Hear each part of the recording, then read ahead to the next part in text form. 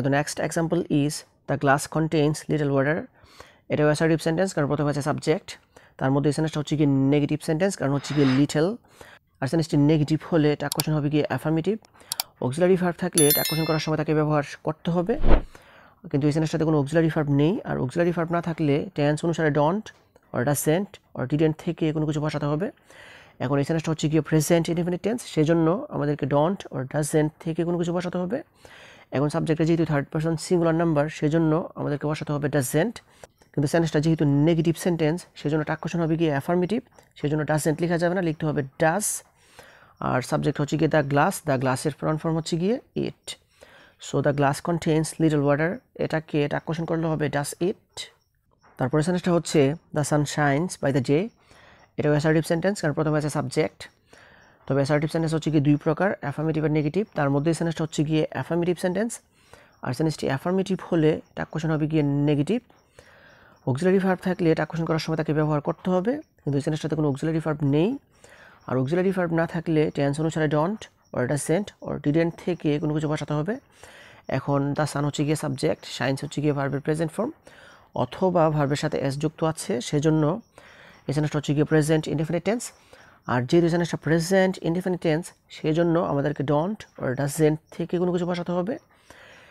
এখন সাবজেক্টে যেহেতু থার্ড পারসন সিঙ্গুলার নাম্বার, সেজন্য আমরা ডাজন্ট বসাবো। তারপর সাবজেক্ট হচ্ছে গিয়ে দ্য সান, আর দ্য সানের প্রনাউন ফর্ম হচ্ছে গিয়ে ইট, সেজন্য আমাদেরকে লিখতে হবে ইট।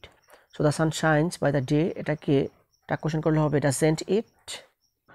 The next one is she attends school daily. এটাও অ্যাসার্টিভ সেন্টেন্স, কারণ প্রথমে আছে সাবজেক্ট, তার মধ্যে সেন্টেন্সটা হচ্ছে গিয়ে অ্যাফার্মেটিভ, সেজন্য টাক কোশ্চেন হবে গিয়ে নেগেটিভ। অক্সিলারি ভার্ব না থাকার কারণে টেন্স অনুসারে কোনো কিছু বসাতে হবে। এই সেন্টেন্সটা হচ্ছে গিয়ে প্রেজেন্ট ইনডেফিনিট টেন্স, সেজন্য ডন্ট অর ডাজন্ট থেকে কোনো কিছু বসাতে হবে। এখন সাবজেক্টে থার্ড পারসন সিঙ্গুলার নাম্বার হওয়ার কারণে আমরা বসাবো ডাজন্ট। আর শি নিজেই প্রনাউন, সেজন্য শি থাকবে। So she attends school daily, এটাকে এটা কোশ্চেন করলে হবে doesn't she. The next example is the baby is innocent. এটাও অ্যাসার্টিভ সেন্টেন্স, কারণ প্রথমে আছে সাবজেক্ট। আর এই সেন্টেন্সটা যেহেতু অ্যাফার্মেটিভ সেন্টেন্স, সেজন্য টাক কোশ্চেন হবে গিয়ে নেগেটিভ।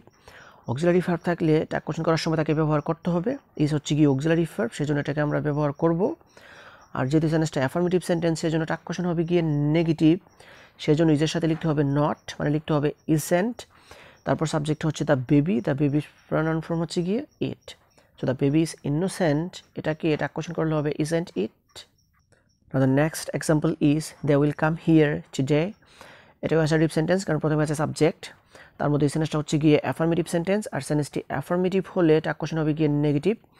অক্সিলারি ভার্ব থাকলে টাক কোশ্চেন করার সময় তাকে ব্যবহার করতে হবে, উইল হচ্ছে গিয়ে অক্সিলারি ভার্ব, সেজন্য এটাকে আমরা ব্যবহার করব। আর যেহেতু টাক কোশ্চেন হবে নেগেটিভ, সেই জন্য উইলের সাথে একটা লিখতে হবে নট, মানে লিখতে হবে ওন্ট। তারপর দে হচ্ছে গিয়ে সাবজেক্ট, দে নিজেই প্রনাউন, সেজন্য দেই বসবে। They will come here today, এটাকে টাক কোশ্চেন করলে হবে won't they. Now the next example is she told me the matter. এটাও অ্যাসার্টিভ সেন্টেন্স, কারণ প্রথমে আছে সাবজেক্ট। আর অ্যাসার্টিভ সেন্টেন্স হচ্ছে গিয়ে দুই প্রকার, অ্যাফার্মেটিভ আর নেগেটিভ। তার মধ্যে সেন্টেন্সটা হচ্ছে গিয়ে অ্যাফার্মেটিভ সেন্টেন্স, আর সেন্টেন্সটি অ্যাফার্মেটিভ হওয়ার কারণে টাক কোশ্চেন হবে গিয়ে নেগেটিভ। অক্সিলারি ভার্ব থাকলে টাক কোশ্চেন করার সময় তাকে ব্যবহার করতে হয়, কিন্তু এই সেন্টেন্সটাতে কোনো অক্সিলারি ভার্ব নেই। আর অক্সিলারি ভার্ব না থাকলে টেন্স অনুসারে don't or doesn't or didn't থেকে কোনো কিছু বসাতে হবে। এখন শি হচ্ছে গিয়ে সাবজেক্ট, টোল্ড হচ্ছে গিয়ে ভার্বের পাস্ট ফর্ম, মানে সেন্টেন্সটা পাস্ট ইনডেফিনিট টেন্স। আর যেহেতু সেন্টেন্সটা পাস্ট ইনডেফিনিট টেন্স, সেজন্য আমাদেরকে বসাতে হবে ডিডন্ট। আর শি নিজেই প্রনাউন, সেজন্য শি বসবে। So she told me the matter, এটাকে টাক কোশ্চেন করলে হবে didn't she. So this is actually the examples, the sentences that I wanted to share with you. So viewers, I hope you understand this. If you guys really love this video, don't forget to give a thumbs up and comment down below. And that's all that I'm being. See you again. Wish you all the best of luck. Goodbye.